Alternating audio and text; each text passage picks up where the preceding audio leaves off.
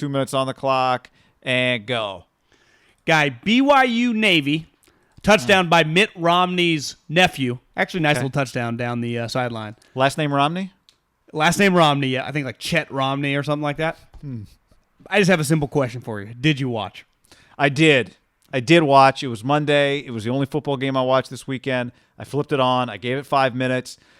But that's all I could do. And at that point in time, I think it was 14-7 or 14-3. It was kind of close. Navy was on like its fourth quarterback because whatever. John, I want to say this. And I used to say this about Air Force. I removed Air Force from this. They can be kind of entertaining. Army and Navy, you are heroes. We love you guys. Thank you for your service. I can't watch your football games. It's absolutely painful. I cannot do it. This is not 1957. I appreciate it's what you do to survive, and you are survivors. You do what is necessary, and again, I think it's fantastic. But it is freaking awful to watch. I can't do it, Middlecoff. I cannot do it. We ran the I don't wing care tee if I've been, John, I don't care if I haven't had football for 6 months. I'll go back into hibernation. Puscatanis Phil, not today. I'm just immediately out on the wing tee / triple option. Like you can have a triple option play. Remember last year, Kyle Shanahan had an option play that went to use check that he pitched. You can do cool things on a given play. If your offense is the triple option, again, I am as pro-military as any 35-year-old who didn't serve in the military can possibly be. I fucking love these guys. I despise watching the triple option, though. So you put the option on, I'm out. I've been to the game. I've been to the Army-Navy game in Philly. See, I've never Wasn't done that cool once they kicked off? I mean, it was cool. Everything it's a before. Scene. Yeah, but at least when they play each other, it's 14-13. Yeah. Every possession matters. Means a lot. But but how do I'm watching this, John, turn on, it's 14-3. I'm like, it's over. It might as well be 50-3, which it was. You can't come back. It turned into 50-3 real quick. You watched 5 minutes more than I did. I didn't watch one play. I just saw the highlight on I thought it was my duty as an American citizen. I feel you. Because it was football, not because it was a service academy. You know what I'm saying? I do. All right, Middlecoff, one of the big draft day stories was the Packers' decision to draft Jordan Love in the first round. But we're not even going to get the drama of Jordan Love being on the sidelines, hands in his shoulder pads, because he's not even the backup quarterback. He's the third stringer. The backup quarterback for the Packers is Tim Boyle from UConn, and then he transferred to Eastern Kentucky. That's right, where he led the Ohio Valley in passing, despite having an 11-touchdown, 13-interception stat line. The only reason I knew where Tim Boyle was, because when I Googled to see if Jordan Love had won the backup job, he was ahead of him. And I didn't know who the guy was. A backup quarterback in the NFL, I had no clue who was. Didn't know what college he went to. I'd never heard of the name. It's not a disaster because they drafted him to be a project. But I saw a couple weeks ago, Rodgers, maybe in the middle of training camp, clearly he was being asked about this, and said that part of your legacy as an older player is how you treat younger players. And not necessarily a shot at Favre, but like it means a lot to him to be nice to this guy. The moment I saw he was a third-string quarterback, I realized, ding, ding, ding, he's being nice to him because the guy's no fucking threat. Rodgers, remember we were watching Steve Young on NFL Network when he told Mariucci, when Mariucci's like, didn't you get pissed off when we drafted Jim Junkenmiller? And Steve Young was like, well, no, after about 2 practices, I realized the guy sucked. Rodgers looking at him. Coward had some highlights of Jordan Love today. He's like skipping the balls into the nets. Rodgers has to be, one, just kind of laughing about it, and two, I bet deep down a little perturbed. Like, one thing, if you like Aaron Rodgers was immediately the backup when he showed up with Brett Favre. Immediately the backup. He also could have gone 1 overall. This guy is a project. Not a great look, guy. Not a great look. And I also think just very easy for Rodgers to look like a good guy here. The guy's no threat. It's a phenomenal call. Easy to make it. Easy to make him look like a good guy because he knows deep down he can be a good guy, and the Packers are the ones that are going to look bad if he's not even the backup. Now, I will say, in a year with preseason, maybe we get a few games and you go, this guy's just a gamer. It's got to be pretty hard to pick this up when you don't even get like that many live reps to really. So I'm not freaking out about it yet. Shanahan offense a little hard too. Still plenty of time, but it's not great for the timeline. Now, here's the other thing. It's not like he's getting beat out to be the backup by a guy that is also new, right? Tim Boyle, at least they know. Been on the team. Look, this guy knows the playbook. He's thrown 4 NFL passes. He's completed 3 of them. On pace to be maybe the greatest passer in the history of the league at 75%. So, does that mean he's thrown more passes than Taysom Hill? I think it does. Yes, Taysom's throwing 1. But everybody told me Taysom Hill was a superstar. You agree, though, it impacts the way people are just going to think about Jordan Love when he couldn't beat out Tim Boyle. Like, it's Tim Boyle. Yeah, but maybe we're being unfair to Tim Boyle. Yeah, I mean, he did dominate Eastern Kentucky. By yardage, not by touchdowns. I got another comment on a backup quarterback, third-string quarterback, an injured quarterback. His name's Marcus Mariota. The Raiders placed him on injured reserve. Now, the rules are a little different this year. He can technically come off in 3 weeks. So he's not gone even for 8. He can come back in a couple weeks. I don't know what all these injuries are that Marcus keeps getting. I don't know how you keep getting hurt in practice when you're the backup quarterback, let alone just an NFL quarterback. But I think this brings into question, does Marcus Mariota ever make another NFL start, Guy? So I think he does. I think this thing already has been a mess just when they had to guarantee Nathan Peterman $1 million. And you'd go, ideally, if you're going to give a guy $7 million, you know that he's going to be fully recovered from the injuries that he had last year.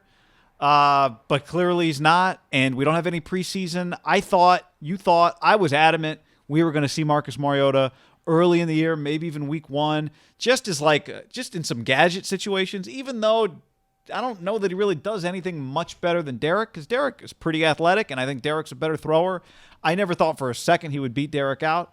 But for $7 million, I thought we'd see him just in a few moments. Gruden would want to play with him a little bit, and maybe it would make for some interesting drama. We're not getting that this year. If he plays, it's only going to be because Derek is hurt and Marcus is finally healthy, and it happens later in the year. He's got no shot of just being the guy now, even if Derek isn't great, because I think Derek's still going to look better than him. I don't know how Marcus is going to at any point prove to them that he belongs on the field over Derek Carr, which, again, probably wasn't going to happen anyway. That's not your question. I do think he still makes another NFL start. I don't know that it's for this team. They just gave him $7 million. We just need somebody to give him $1 million, whatever the minimum would be for his time served in the NFL in the future. Josh Rosen's on his 3rd team. I think Mariota will get another team. And again, even if he's healthy, he might not end up playing this year, so he won't have any great film out there, but he won't have any new bad film either. He'll just have to be healthy for somebody else to give him a shot. I'd say the biggest red flag, though, Guy, is other teams. He's now getting hurt in practices. Right? It's one thing getting hurt in games, which he has been. He's getting hurt in practices. I think his stock, without even taking a snap that any other team could see, has dropped dramatically in like a month period of time with the Raiders around the league. Do you agree with that? No, I mean, it'd be one thing if he was playing and couldn't make the field. You know, to me, the fact that he hasn't been on the field, if it's all injury related, then once he gets a clean bill of health, whatever you thought of him 8 months ago, you should still think of him. I'm going to go, I don't think he ever makes another NFL start again. I don't think he might still play, like get backup jobs, but I think his days starting are over. But to me, if you can be an NFL backup, then anything can happen. You're just one snap away. You're just one snap away, yeah. I think he's closer to out of the league for a guy that's making $7.5 million than most guys making $7.5 million typically are. You know who's bothered by all this is Jameis. Yes, big time. Jameis is pissed. Jameis is in a good spot. Also, technically not the backup quarterback on the initial depth chart. Jameis is a 3rd stringer. But are they just doing that to make Taysom feel good? I don't know. If we already paid him, you have to make him feel good too? I don't know. Weird. Ugh. All right. Next up, Did Bryson DeChambeau, who I picked several weeks in a row in DraftKings. He was the story of the PGA restart when he came back looking huge. He finished dead last in driving distance at the Tour Championship, finished in 22nd, only moved a spot, fell one spot, did not finish in the top 20 in the 30-player tournament. Did the Let's Get Swole experiment fail?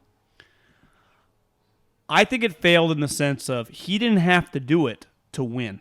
He was already winning golf tournaments. He was already a really good player.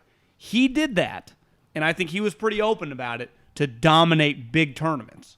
And the one thing is clear at places like East Lake, the week before at Olympia Fields, he did play well at Harding Park, but as we had talked about, you can spray it at Harding Park, especially for him. It's not as long. He's hitting wedge even if he's in the trees, and there aren't really that many trees. They're pretty spread out.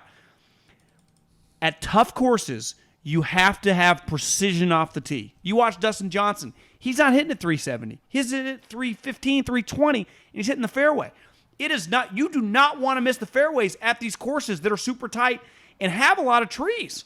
So I think it's pretty clear, like hitting at 370 is great, but you got to have touch, and clearly he lost his touch. He did not get fat and eat all these bacon and eggs and beans and slam protein shakes, guy, to finish dead last at the tournament for all the cash. Now, dead last in driving distance, not clearly, yeah, dead last in driving distance. And I would imagine he's hitting 3-wood off these tees.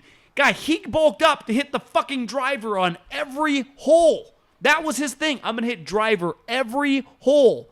He got out-driven by Webb Simpson, Kevin Kisner, and guys like it failed him for when all the money was on the line, guy. Yeah, but part of this was he hadn't been playing well now for a few weeks. He missed the cut 3 weeks ago. Well, it's because his driver, he can't hit a fairway. Right, I understand. But what I'm saying is he also had a run where he was really, really good, even before the PGA Championship.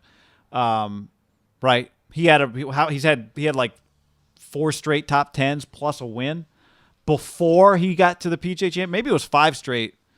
I think it was 4. He was on a massive heater. He won a tournament. Here's the thing. The FedEx Cup usually ends the season, even though technically it does. We've got the U.S. Open here in 2 weeks. He's not going to drop 30 pounds before then. He's got to figure some other stuff out, so I don't know if that's enough time for him to get himself right. But I still think he's just naturally, he's going to be this big for a little while now.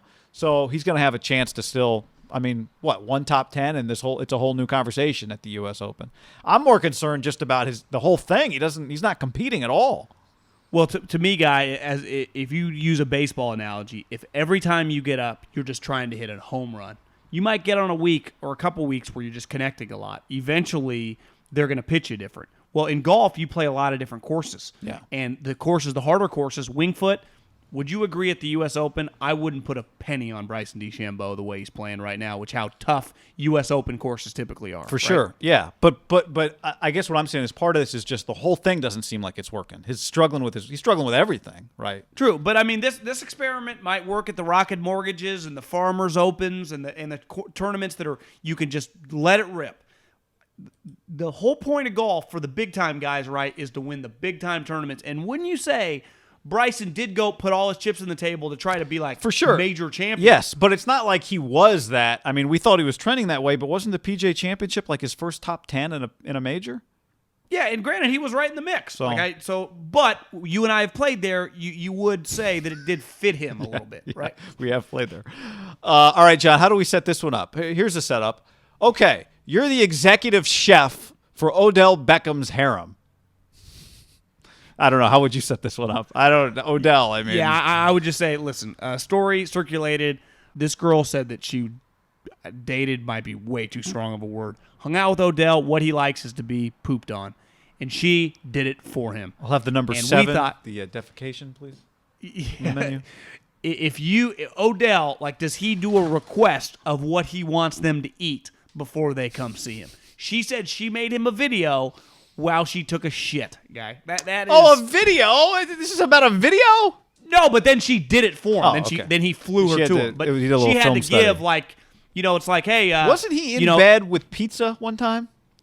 Yeah, and some cocaine. Yeah, pizza's a pretty good one. Do you think there's more to that story than we realized at the time? Yeah, I mean, I wouldn't put it. I've never heard it. I've heard some weird things of friends and just reading on the internet. This is a first for me, guy. I mean, seriously, reading on the internet, being serious about it. I'm just saying, reading on the internet about what different people are into. Like, I don't know about you. I've never once crossed paths with a story like this for a human being that I know exists. You know what my take on this story is? If it's true, and I don't know. You would red flag the people talking for sure. But sometimes the people you would red flag are the people with nothing to lose are the ones that just. But you never know. If you're Odell, you could easily assassinate their character. It wouldn't be a stretch. I believed her. I don't know. Here's my ultimate point on this story: is if it's true, Odell deserves for this to not be a story. Like, whatever, let the man live his life. This is why being a celebrity is so hard, John. And I feel for the famous people. Can't you? You can barely walk into a grocery store. What happens in your bedroom isn't off limits. It's a shame, John. It's a real shame. Listen, you won't meet any human on this earth that is more pro. You do what you want to do in your bedroom. I would say just laying there while someone takes a shit on you is just, I don't care who you are, as open-minded as I am, that's to me a little weird. Like, that's just like, I think we can safely say that, but I'm just saying, aren't you allowed to be a little weird? yeah, you are. And hey, Odell, man, how about no one was How red does he flagging find the love? girl? The girl was doing it. Like, you thought it was normal? How does he find love in this environment? You know, Well, it's hard. Well, I would imagine his DMs are blowing up today with people willing to. can he go to a place where it's just no one recognizes him? Odell? Do they play fantasy football in room's Scotland? Gonna have to. Is the locker room going to fuck with him this week? I mean, that's. Or is that one of those where he walks in and people are just like, Yeah, it might be one of those. Too bad Freddie Kitchens is not around. He would get asked. I would die to see his response. To me, that would be a type of question. The media asks Freddie Kitchens or Jim Tom Sula. no way. The media asks about that, you Do think? you think the media asked Odell Beckham this week about it? No. No, I don't. I think so either. the only way it gets asked is if it's one of those, like, has there been any distractions this week? Yeah. And he's like, I don't know what you guys are talking about. And they're like, oh, you don't yeah. think you don't see Mary Kay Cabot asking him about it? Grossi? Dustin Doesn't he get Fox fired? would be the guy. Doesn't bother. Sideline. Odell, you dropped that pass in the first half. What's on your mind?